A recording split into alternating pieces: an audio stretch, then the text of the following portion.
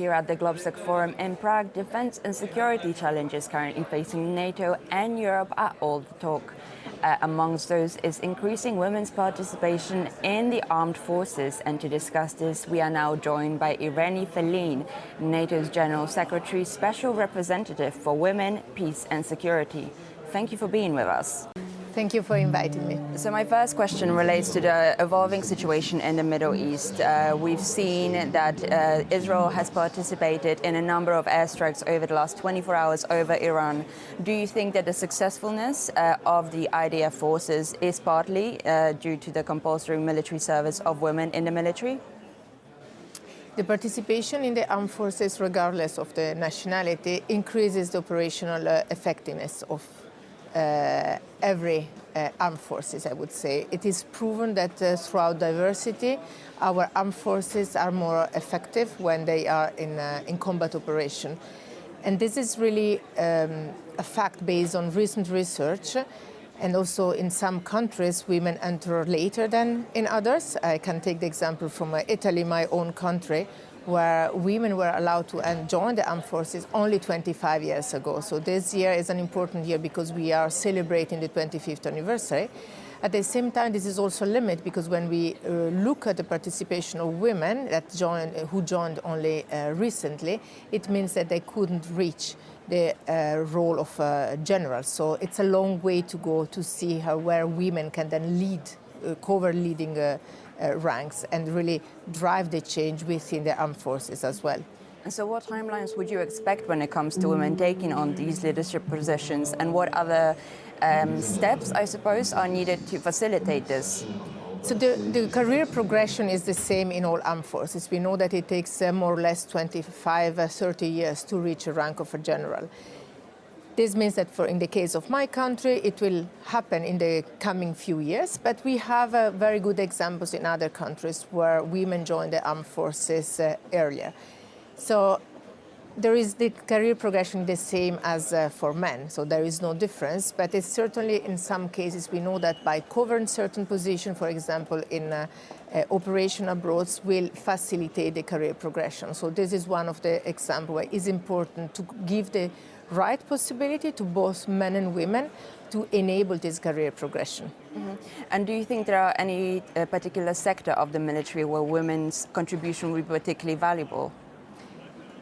The war fight today is changing. We see this in Ukraine, for example. We have two different, a traditional way of fighting on the front line, and then we have hybrid warfare. We fight in cyberspace. So it's very important to understand the multi-domain war fight today and to see how women can bring their own contribution in the different sectors.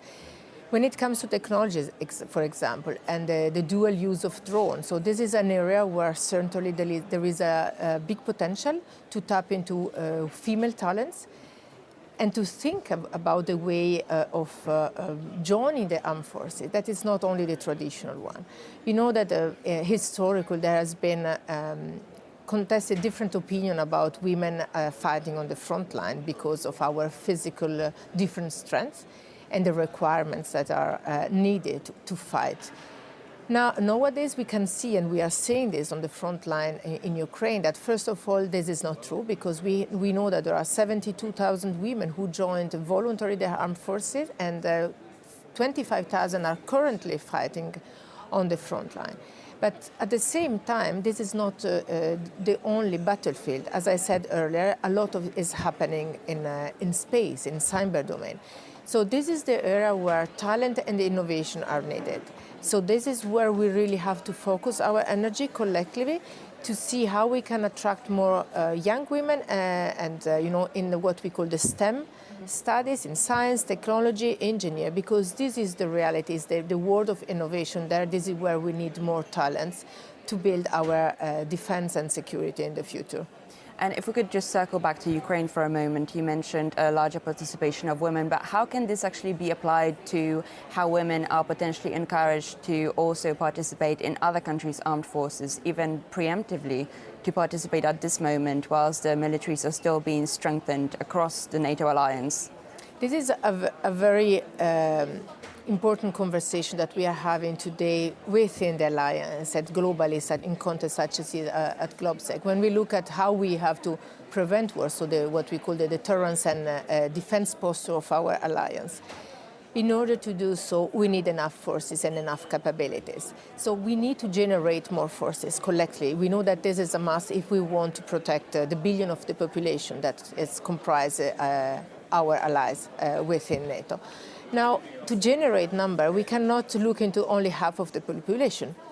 It is essential that we need to look into the entirety of the population because of numbers. But here I want to stress that it's not only a question of numbers, it's a question of capabilities and competences.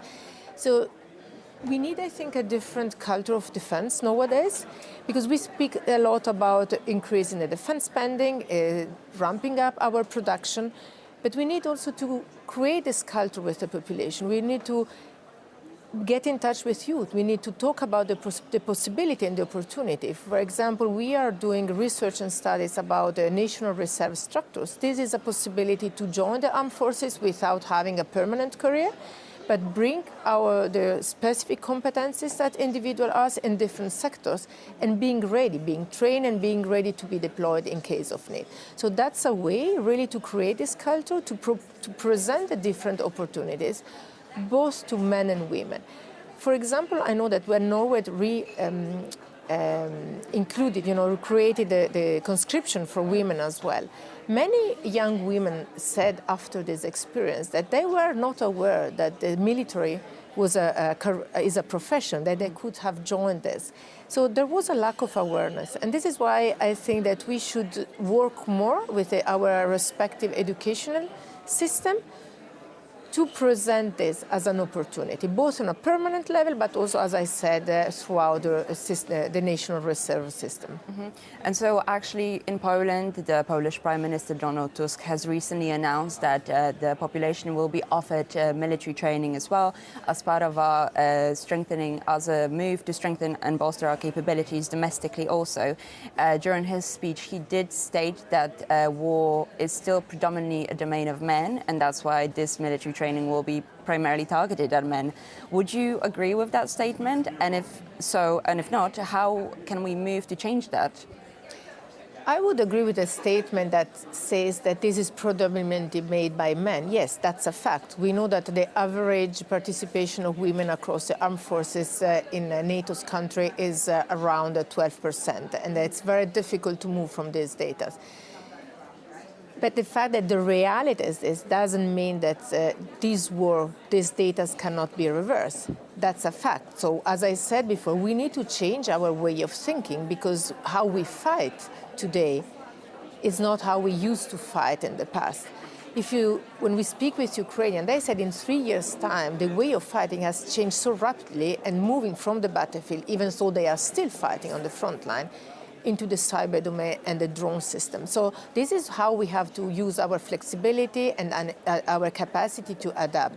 And this has to apply also to the mentality of our political leaders and our defense and security sector, to think that we have to tap into the full potential of our population and to provide those opportunities. So we have to be proactive in this sense, to reach out to women as well, and to give this as a unique opportunity, because we will all benefit from a more diverse defense system.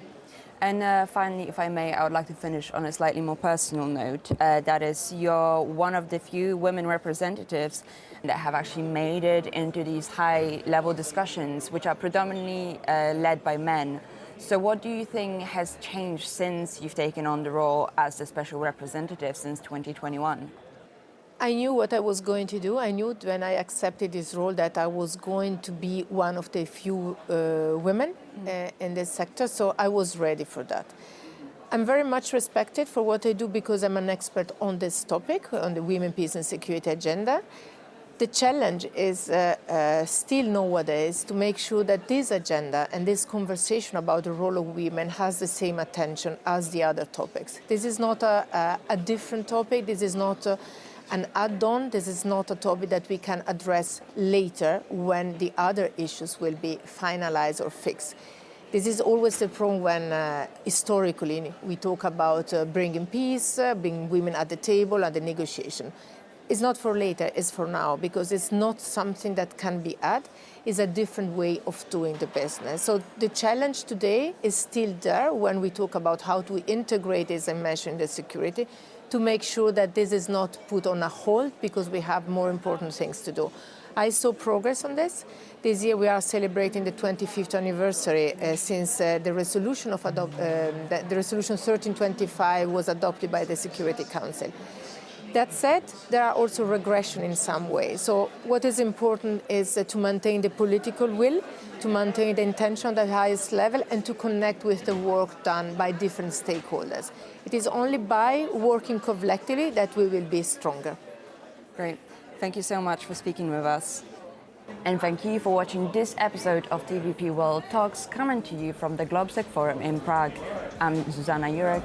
Thank you for watching.